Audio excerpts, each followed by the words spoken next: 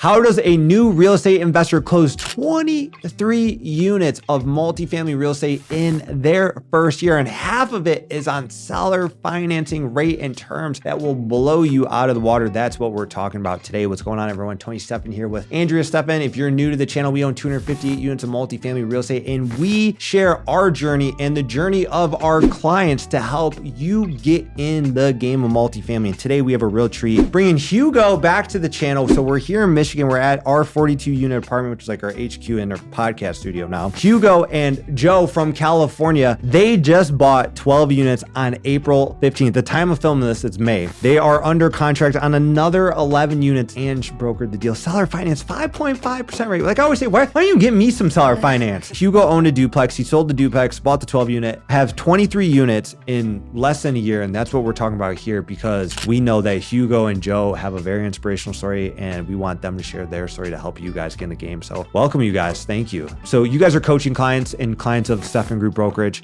We were wrapping up a little bit of a half-day session talking all about operations. I would just love if you guys could share with the audience, like, what was a big takeaway from operations talk today? Because like we always say, it's sexy to buy a deal, but money is made in the operations. Just implementing the fees, making sure that we're on everything and we don't skip a beat, because we need to understand that it's really important, and that's going to boost our NOI. And that's what we want. NOI is everything. Like we really mapped out how you guys are going to go from 12 and 11 units to over 100 units with the BRRRR strategy. Buy it right, fix it up, rent it out, refinance it, and repeat it. Before we even get to all that, like, who are you guys? You guys aren't from Michigan, man. You guys have a powerful story. Who are you guys and where you're from? I'm Hugo Robles, grew up in LA, lived there for all my life, and then now I'm in Rancho Cucamonga. I'm a W-2 worker. I work for LEDWP out in LA, which is Department of Water and Power. I found you through Instagram, and then obviously I attended my first mastermind event with Pedro's at his headquarters in Chino. That's where I got you as a coach, and from there it took off. Got my first duplex. What got me really inspired was your book. I read it, I'm not lying to you, 3 to 4 times. I just want people to know that you don't have to have money. Wherever you are in life, don't tell yourself you can't. Seriously, read Tony's book. It's gonna inspire you. Appreciate that. And then, hey guys, if you're listening to this, you want that book for free, you can buy it for 19 bucks on Amazon or as a hard copy. Get a digital download for free. Get in the description. So I appreciate that. So Joe, what about you? Okay, so Joe Gonzalez from LA. I was in law enforcement for 15 years. I got into law enforcement at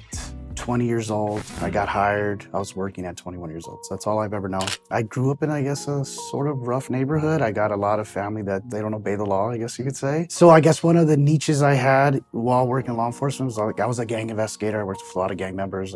I got on really good task force. Like I wasn't just a patrol officer, and my mission was to basically take guns off the street. I had a life-changing moment. I was involved in what, like our local news, KTLA 5, what they said was the most dangerous pursuit in Southern California history. So I was involved in like an officer-involved shooting. And my work, they didn't like where it was going. I didn't like where it was going. And I have 4 kids. I have a 11, a 9, 7, and a 6-year-old. And I was like, I do not need this. So I ended that career. Literally 15 years, that's all I knew. It was back-to-back doubles, work. I mean, just kill myself. So just Hugo and I mean, we've always been friends. We've known each other for 15, 20 years probably. Yeah. Kind of just crossed paths. And he's like, hey man, I'm doing this real estate thing. I was like, dude, let's do it. And I'm the type, like, rip the Band-Aid off, I'm all in. So I got all in, I started educating myself with multifamily. We've been working together ever since. I think we're doing good. It's just our dedication, man. You have to be able to create something that doesn't exist. Why multifamily? As a police officer, there's pension, there's 401k. As a city employee, there's 401ks, there's the safe alternative stuff. Why multifamily? Like what about that spoke to you guys? At first, it was one of your videos when you said, why do you want to wait until you're 65 and enjoy your life? At that point, you're not going to be able to enjoy your life. You're going to be limited to many things. And I was thinking about my job. I was like, well, we do a lot of physical labor. And I'm not lying. Everyone that retires out of DWP, they're limping. I mean, they're barely walking. They're complaining about back pains. And then they come back. A lot of them have oxygen tanks. They're walking with oxygen. I remember one story one of the guys did tell me. He's like, hey, bro, like when I retired, I wanted to go snowboarding. That was my dream. And now I can't because of my back. And I kind of looked at him and like, okay, this is not the life that I want. I just kept on thinking like, no, I'm not going to be here. I'm not going to be here. I know I'm meant to do more. Multifamily, the way you explained it, doing the BRRRR strategy, taking the money out, talking about the velocity of money. If I go all in on this, it's going to be worth it. I could sacrifice 2 to 3 years living below my means, not having no car payments. I even took a HELOC out of my house because I knew it's worth it. I sold my truck to pay off my debt. And that's what a lot of people don't know, and they should know, that there's sacrifice to it. And that's what so many people who listen to this and then watch this, they get caught up because they're like, well, I work a job. I'm busy. I have kids. I have a family. I'm busy. Here are two prime examples. You have 4 children. You work like crazy hours. You know what I mean? You guys are sacrificing to get ahead. That's where it all is. And I love that you didn't just settle for the traditional thing. And something you mentioned too, which is so true, is like, as human beings, we are depreciating assets. Like, our bodies are depreciating assets. As you get older, your body doesn't move as well. And like you said, especially in something like law enforcement, something like a physical labor, even something like me, I come from the fitness industry. No one wants to work with an 80-year-old dietitian. You need to maximize your earned income, which you guys do, and put it into an asset that appreciates and works for you when you don't have to work. Now that you guys own 12 units, how nice is it on a weekend when you're hanging out with the family or chilling, being like, our assets out there working for us? You have 12 people who go to work every day to pay you guys. I mean, does that feel good? It feels amazing. And it just putting in the work. It's crazy. Now, like, my life has, like, it's been changing for the good. My home is a liability. Now I have an asset that's producing money for me. So you guys got the 12 unit that you closed on. Congrats. I was like, Joe, when's the next deal? Yesterday. But that's how we are too, man. Because like what we say, the congrats comes when you refinance and you get that money out. And that's what most people don't understand. They're like, oh, congrats, you bought a deal. Cool, but you got to go run the play now. So you guys didn't settle. You didn't stop there. A month later, under contract on 11 units. Just walk me through that like thought process. It wasn't like, oh no, we already have one. Let's just slow down. Like you guys were like, just bring it. Talk to me about that. Our goal was, we didn't want to treat this like as a side business, a side income. Like, we're all in. And our goals A to Z, we're going to get to Z and then redo it again as fast as we can. That was our thing. Like, I mean, we want 1,000 units, we want to sell it and then start again. See if we could beat that timeline. If it takes us 10 years, okay, we'll do it in 5. So that's our thing, not settle. We just wanted to work harder. Don't be scared. Like, what's so scary about managing a 12 and a 20? Nothing. So let's just get the other 20, you know? So let's just do it. And that was our thinking, and we just wanted to keep going. Where does that mentality come from? Because a lot of people who are listening to this, you guys have confidence to do this. It takes confidence to sign on a deal. It takes confidence to wire over a scary amount of money. Ask us how we know. Where's the confidence come from, and how do they get the confidence? Belief in yourself. And our thing is like, great, we will never stop. Either way, if this doesn't work, we're going to figure it out. We're just going to keep going. So I think that's where the confidence, like, I've never quit at anything in my life. And I'm not going to start now. So, I mean, that's something that was built in. Maybe it was like my parents maybe installed that in me. I'm instilling that in my children's, and knowledge. Like he says, I'm huge on books. I'm huge on knowledge. People write books. It takes them 20, 30 years, and I could get that knowledge in an hour, 2-3 hours a day. And another thing too, coaching. Invest in coaching. A lot of people want to go doing it by themselves, and then they just mess it up. If their ego gets in the way, their pride gets in the way, thinking I could do it by myself. Don't do it by yourself. Invest in yourself. And that's what you told me too. First, you got to invest in yourself before you go do it. If you could get coaching, get it. It's life-changing. You know how you say like real estate is an infinite return? Coaching is an infinite return. We've said that about with working with our coach, who's now your coach, you know, which I love. You pay the fee, but you get the knowledge for a lifetime. That took them 20 or 30 years. You guys today, like, I'm like, hey, when we bought this deal, here's my mistake. Remember, I told you that major mistake that almost cost me a deal with the refinance. We won't share with them because that's what you guys get, but you get to profit off of someone else's mistakes. And especially in real estate, I mean, we're talking $1 million, like your guys' portfolio will be multi-millions of dollars. We're not talking like a $500 mistake. A mistake could cost you hundreds of thousands of dollars. We did another video on the 12 unit. So if you guys want to learn about the 12 unit, how Hugo went from 2 to 12, but tell us about this 11 unit. Yeah, so it was on market and then it was off market. Then I saw it back on market. So I just kept calling the broker. Like I said, he said it was one of 30, the offers, but I just kept calling him. We were on the phone. I'm like, change of plans and seller finance. Because he was like, just put in an offer. Yeah. And then we were on the phone and he's like, well, he would entertain seller financing. So then we did offer over what the asking price is, but with it being seller financing,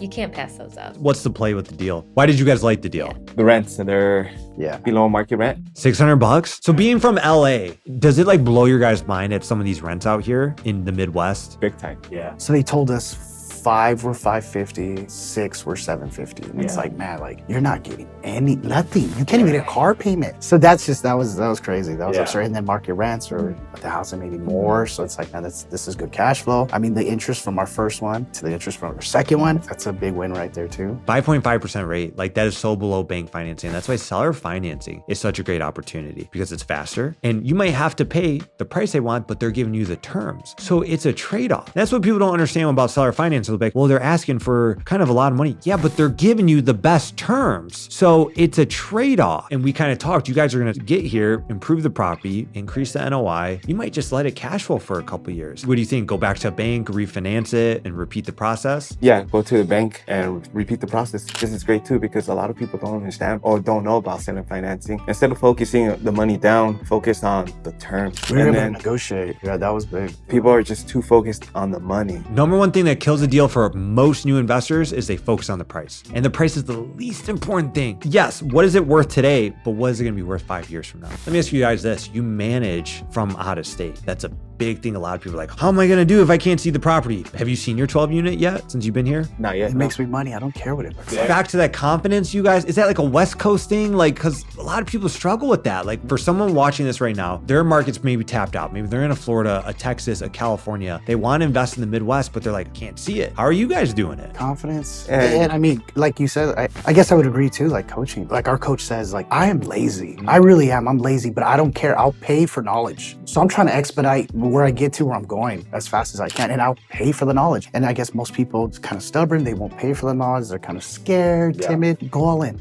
You know, rip the Band-Aid. We got the resources right here. Because like before this, I know Andrew was going over like, hey, here's a 7-day notice. Hey, here's a lease violation. Here's this. You don't have to be next to the property to do that. It's all on the computer. Management and all that. It's almost better that you're not here because in that way you're not tempted to go there and talk to people. You know, you stay very anonymous, which is like a huge part of it. So the goal is 1,000 units. Tell me about that. All multifamily, like bigger multifamily, like what's the aspirations? Yeah, multifamily leveling up, making it easier, like at 12, 12, 50. We're playing Monopoly. That's what's so smart about what you guys did too. You bought the duplex, you got started, but then you were done. You said, I'm done playing the comparable sales game. I'm done worrying about what the market is. I'm gonna go buy a multifamily. I wish we would have done that. We dicked around. We bought a house, because see, I was scared too. A house, a duplex, a fourplex, because I'm like, oh, this is how you have to do it. You guys skipped all that. So you bought the 12, you bought the 11. It's an NOI game. We talked all about management today, all about operations, very simple, easy things you guys can do to boost the NOI. And then you can refinance that, pull money out, tax-free money. But then you'll have so much equity in these deals, you'll sell them, not pay tax again. Thank you, 1031 exchange. You go get that red hotel. 23 units is easily going to turn into 48. And what do we say about 48? It pays for what? On-site management. Once you get to on-site management, the game changes. Because right now, you guys are being the manager. When you have a